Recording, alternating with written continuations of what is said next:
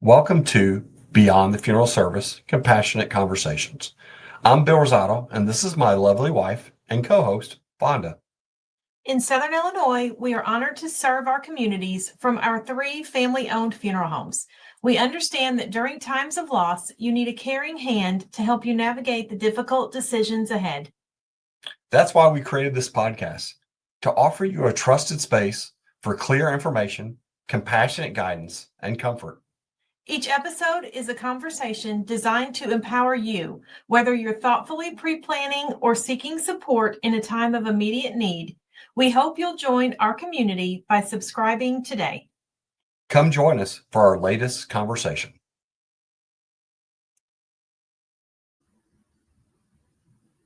Welcome, everyone. Either good morning, good afternoon, or good evening, depending on what time you're viewing our podcast. How are you today, Vonda? I'm good. All right. I appreciate everybody joining us today. Our episode is actually a part 2. So the episode is Why Plan Ahead? Easing Tomorrow's Burden Today. And this is the second part to it. There's a lot to pre-planning, so we kind of broke it up into 2. So if you have not seen episode 1, you'll be just fine, right? You can go ahead and listen, but then circle back and listen to episode or part 1 of Why Plan Ahead. All right, you ready to get started? Yes. Well, don't get so excited. Funny that we say that, right? Is because people don't get excited, right? Prearrangement is not the most exciting thing. So, big step here, right? Just reaching out and listening and learning what it is, the next steps. So we talked about prearrangement, and we've kind of went through some of it, even the how-to. So now we're going to kind of get into some of the more financial and maybe even a little bit into legal concerns.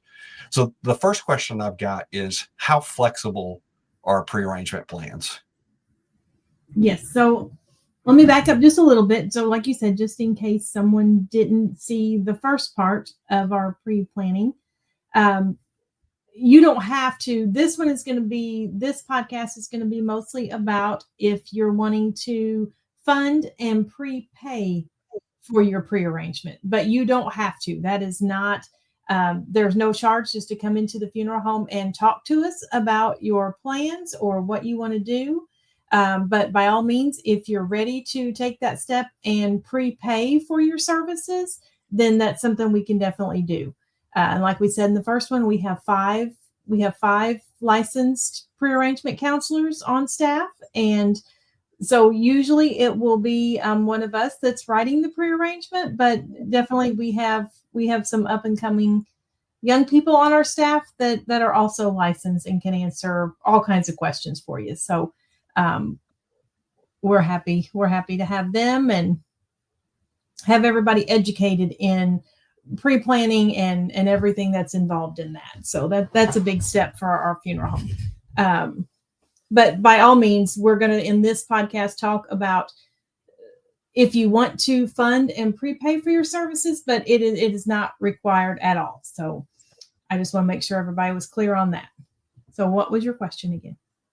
All right. So how flexible are prearrangement plans? Flexible as far as? Say, Dad put a prearrangement plan but, he's moved to Florida now or Arizona, right? And we decided we just really want to do everything there, like things like that. Yes. And that's actually a question that we had come in just recently was what if your funeral home sells or you're no longer around? And that is, so by law, if you come in, whether you pay $10 to the plan or if you pay $10,000, a funeral home by law cannot keep the funds at the funeral home. So we have to invest, any funeral home has to invest the funds somewhere else. So we choose Pekin Insurance. That is who we write our pre-plans with. We choose Pekin Insurance. So once you, like we said, if you pay $10, $500, $12,000, we have to turn around and put that money in Pekin Insurance. So if the funeral home closes, if you move to Florida, if you choose a different funeral home in town, any funeral home can then get those funds out of Pekin Insurance. So your money is protected, and that law is put in place for the consumer. It's to protect the consumer, and any funeral home can then get those funds out of Pekin. Now, that doesn't mean the other funeral home is going to guarantee those prices as we would do, but any funeral home, your money will not be lost. It'll be safe in Pekin. So you brought up pre-need insurance as a common method. Is there any other methods and maybe some pros and cons between doing it with pre-need insurance? Our funeral homes just happen to write with Pekin Insurance, but other funeral homes write with there's many companies out there that fund insurance policies. So there's it's up to each individual funeral home who they write with. There are trust accounts, there's funeral trust accounts, there's all kinds of options out there. It's just up to each individual funeral home. But Pekin is a very reputable company. We've never had any issues whatsoever with Pekin. They're very transparent, very easy process on funeral homes end and the consumer's end. So if it's not broke, don't fix it. Amen. So I do know, and I don't want to get into the details, that there have been trusts, I mean, literally in the state of Illinois where things have went sideways. And that is why we chose Pekin, right? In order to help protect the community, right, from those trusts that kind of could just have different type of issues. Mm-hmm. And that's why there are laws, and we are governed by the comptroller. Comptroller does come in and do audits. And we've passed all of our audits with flying colors. So hopefully all of our other funeral home friends have as well. So inflation, right? Like probably the biggest topic we've heard over the last 12 months is about inflation, and maybe 12 months is an undercut, right? Maybe it's longer than that. So how does pre-funding protect the consumer with the rise of cost inflation? So one of the other than peace of mind and knowing that you're taking care of your family and giving them peace of mind by pre-planning, one of the biggest benefits is the fact that when you prepay your funeral, if you pay it in full, then you are basically buying that funeral at today's cost. So everything that is on the contract would be guaranteed. Anything you put on the contract would be guaranteed. So if the services are on the contract, those are frozen at today's price. If the casket involved and any merchandise that's put on there, it's all frozen at that price. So whether, say, for example, if you were to prearrange your cremation and it goes up to $6,000 in 20 years, your funeral is locked in at the price today, and your family won't have to pay anything else unless they add something to the contract. Say, for example, they add different services or flowers or something that wasn't on the original contract. But anything on that contract would be frozen, and your family wouldn't have to pay anything else. So is there a difference between a guaranteed or non-guaranteed price contract? Yes. So not all pre-planning contracts are guaranteed. Basically, if you paid in full, it would be guaranteed. But if you were, say, for example, we offer payment plans. If you were on a 3-year, 5-year, 7-year, 10-year, we have all kinds of payment plans. If you're on the payment plans, those are not going to be guaranteed. All right, so let's kind of dive deep into legal concerns. So a lot of times we hear about moms on Medicaid, or there's veteran benefits that we think dad has. How does that kind of go along with a pre-funded prearrangement? Well, a lot of times and this does get very detailed and it's very confusing and hard to understand. But if someone is going on Medicaid, where they're going to need the nursing home to pay for their care, they are going to be asked to go on spin down. And so basically, if, say, for example, mom or dad has a lot of funds in a checking account where in order to get on Medicaid assistance, they're going to have to go on this spin down and show the state where they're spending the money to get rid of that. And funeral costs is one way they can spend down that money. And we work with that all the time. So we know how to write up the contracts for the nursing homes and people that are helping your family go on the spin down. The public aid office, we work with them closely. And so we will be able to help you with all the paperwork and work with them to get that taken care of. So Dad was a veteran, right? He's gonna be covered. Everything's gonna be covered. Like there's all kinds of funding for veterans, right? Or am I wrong? No, you're wrong. So that is a big.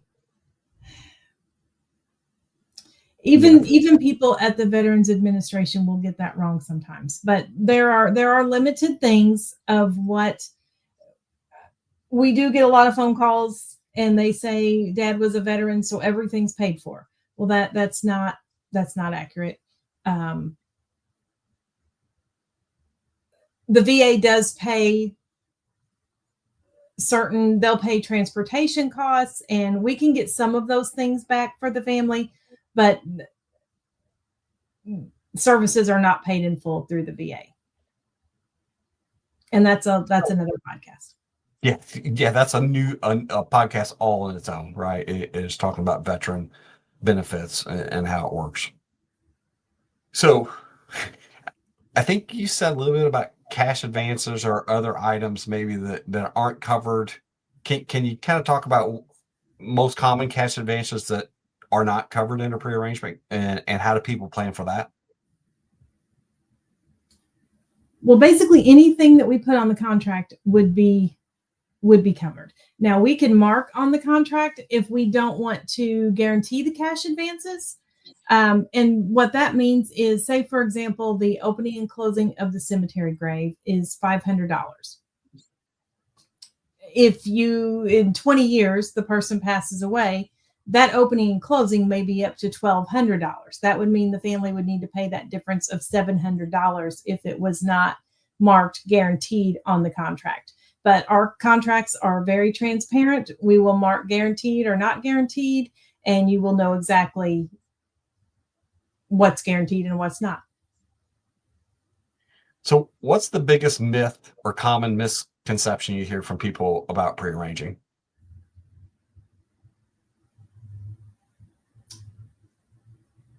Say that again. You were cutting out there. Oh, I'm sorry. What's the biggest myth or misconception you hear about prearranging? The biggest myth or the biggest question? Yeah. What's a myth you hear? You're a licensed prearranged counselor. What's a myth you hear? So probably one of the biggest myths that we hear are just concerns that, hey, their prearrangement is with funeral home XYZ, and I'm sorry, but we're gonna have to take Dad to XYZ, right? That's the funeral home, and that's a myth, right? It's not true. That's true. Yeah, Right. you know what I mean? It can be transferred anywhere. Yes. And when a funeral home closes and someone else says they're taking over those prearrangements, I think truthfully, no, that's a myth. Actually, it's out there, and you could still take your loved one to whatever funeral home that you wanted to take them to. Yes. Yes. No, every funeral plan is transferable. It doesn't necessarily mean that the other funeral home is going to honor those prices. So that is something, again, it all goes back to educating yourself. We encourage you to check with the funeral home and find out. And if you need to get in writing, have the other funeral home put in writing that, yes, we're going to guarantee this. We're going to honor these prices. It's definitely best to do your research and get educated on everything before the time comes when you actually need it. All right, so it's 2025, and I'll just put that out there, right? This is being recorded in 2025. So what's just a good general cost of a cremation, and what's a general cost of a funeral home today, right? If someone do a pre-arrangement, kind of what's that baseline expectation? Let's start with cremation. cremation is, and that is sometimes people come in and just say, what's your price for cremation? There's a lot to cremation. So are you wanting direct cremation with no services? Would you like cremation with a memorial service? Do you want burial at the cemetery? These are all questions that you would have to know for your prearrangement. So, and I think that's something people just don't understand, right? They think there's two prices. There's a burial price and then there's a cremation price. But both of them there's so much flexibility in honoring your loved one, that they're different prices. It's yeah. just not that easy. That's not an easy question to answer. All right, so what's the role of a funeral director in pre-arrangement? Well, let me go back real quick to what you said. Just so no one thinks we're trying to avoid the pricing question, we are very transparent on our pricing. And on our website, if you go to, we have all of our package prices and our general price list right there on our website. So there's no question about any of our prices, whether it's cremation with memorial services. If you want full services with the casket present, if you want full burial, we have packages and prices all on our website listed right there in black and white. So we're really trying to push the transparency on everything. Okay, what was your question again? And that's important. So the other question is, so what's the role of the funeral director in a pre-arrangement meeting? So we're just there to, and you don't have to be a licensed funeral director to write pre-arrangements. So you do have to have your insurance license, which again, we have 5 on staff that do.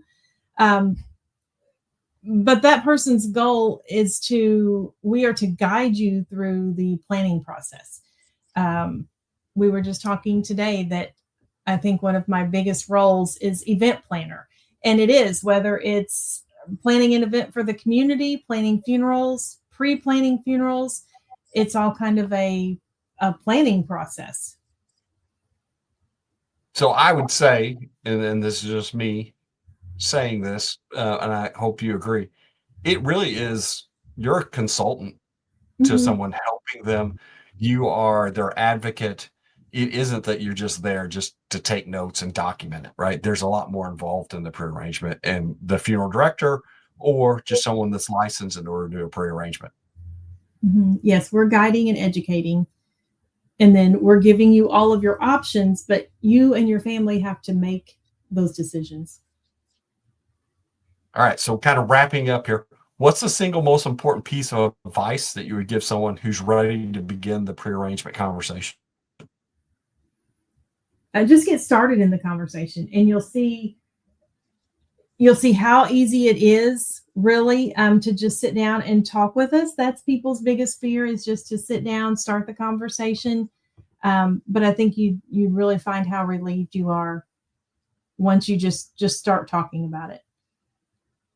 Yeah, I agree. It is such a weight taken off people's shoulder just to have those conversations. Mhm. Um, but one thing I would recommend, right? The first step is to call around, right? Call every funeral home that you potentially have interest in, right? And have conversations before you make that decision, where you plan to take a loved one in the future. Mhm. And not just call around. We encourage you to stop in, see the facilities. We encourage you to come by and see how our facilities are different, and different. You'll get ideas on, even just as far as services go. We offer family lounge rooms where people can have meals, and so just stop by each location, and you'll know which one's right. I agree. You'll know which one's right. So Mhm. yeah, a visit is very, very important. But you can learn a lot on a phone call too, right? Yes. How people treat someone that isn't, they don't know, right, is a big difference. And that is one thing. Not to just continue to talk about Vonda and the things she does, but the way she treats someone that only has $15 compared to the person that's 15,000 doesn't change, right? Someone that has 15 grand, you treat the same way that you treat somebody that just has $15. We're here to serve the community, and that's what Vonda does best. and not just me. I can honestly say that every single person on our staff, it's just a culture in all of our funeral homes. Everyone feels that same way. Well, I appreciate you spending some time and talking about prearranging. And I appreciate everybody tuning in, right, and watching our podcast. Again, this was part 2, right? So there is a part 1. So if you missed part 1, you can go back, circle back. Also, you can just circle back on some of the other podcasts if this is the first time you're joining us. We appreciate you, and we look forward to having you join us again in the future episodes.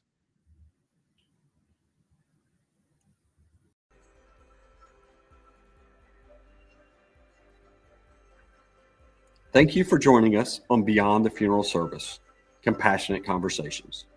We genuinely hope today's discussion offered you clarity, comfort, or a moment for reflection. At Rosado and Johnson Hughes Funeral Homes, we're truly honored to serve our communities with transparent pricing and heartfelt care. Whether it's guiding you through prearrangements or providing support in a time of immediate need, we are here.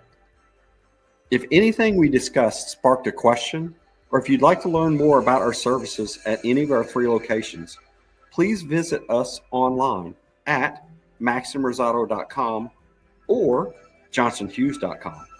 You can also connect with us on Facebook. We're always ready to help. Don't miss our next episode. Be sure to subscribe wherever you listen to podcasts. Until then, take care, and we look forward to connecting with you again soon.